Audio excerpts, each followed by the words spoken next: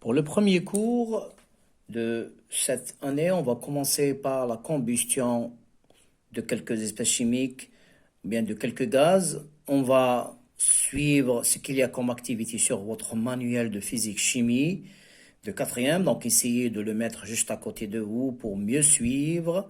Et bien sûr, essayez de faire en même temps que moi la lecture des documents donnés dans la première activité.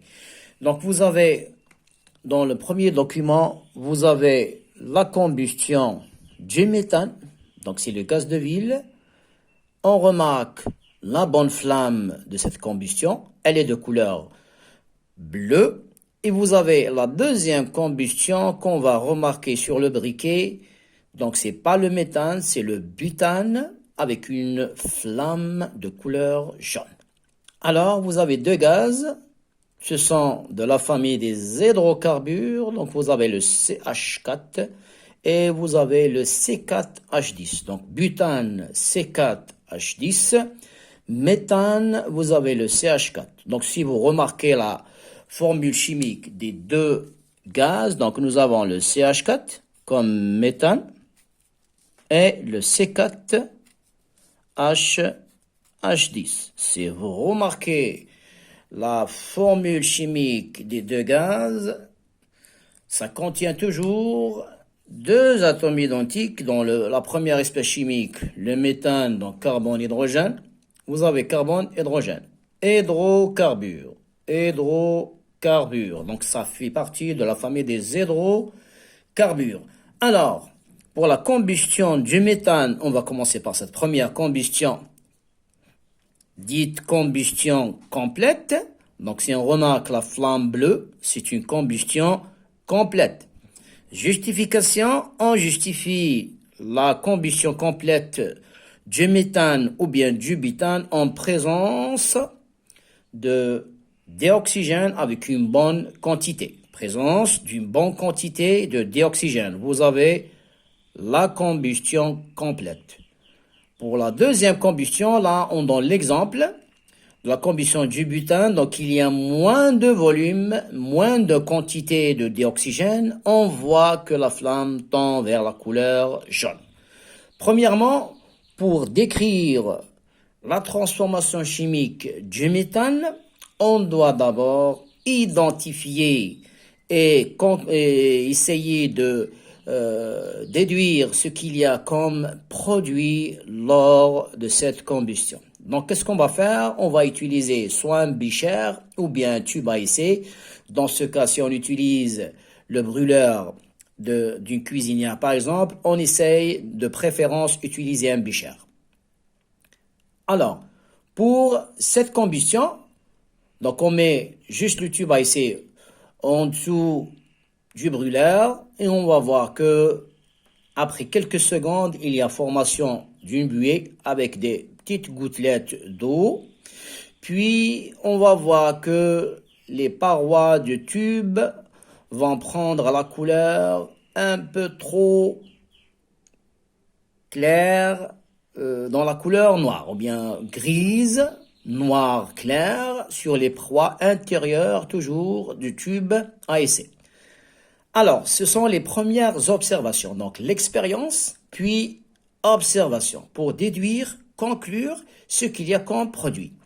Maintenant, il faut faire l'identification. À chaque fois, on essaie de faire l'identification des espèces chimiques produites lors d'une transformation chimique. Pour la première espèce, qui est le dioxyde de carbone, comme vous le savez déjà, on l'a fait dans l'année 5e pour une solution. Cette solution, c'est l'eau de chaud. Donc, c'est l'eau de chaud. Je verse dans le tube.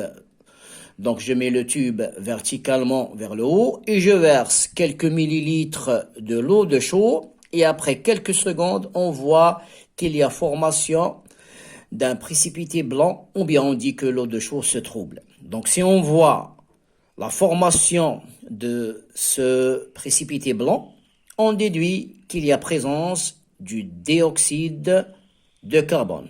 Donc, c'est comme ça qu'on met en évidence la présence de dioxyde de carbone en utilisant l'eau de chaud qui se trouble en présence de ce gaz qui est bien sûr le dioxyde de carbone.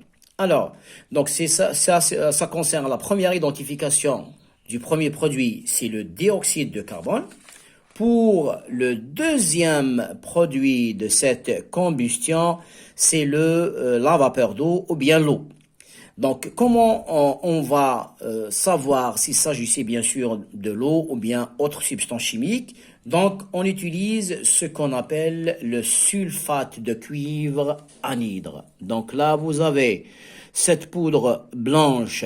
S'il y a présence de l'eau, elle devient bleue. S'il n'y a pas présence de l'eau, elle reste toujours de couleur blanche. Donc là, vous avez sulfate de cuivre anhydre sec. Quand elle est sec, elle garde la couleur blanche. Quand elle est hydratée, ça veut dire qu'il y a présence de l'eau, elle change de couleur.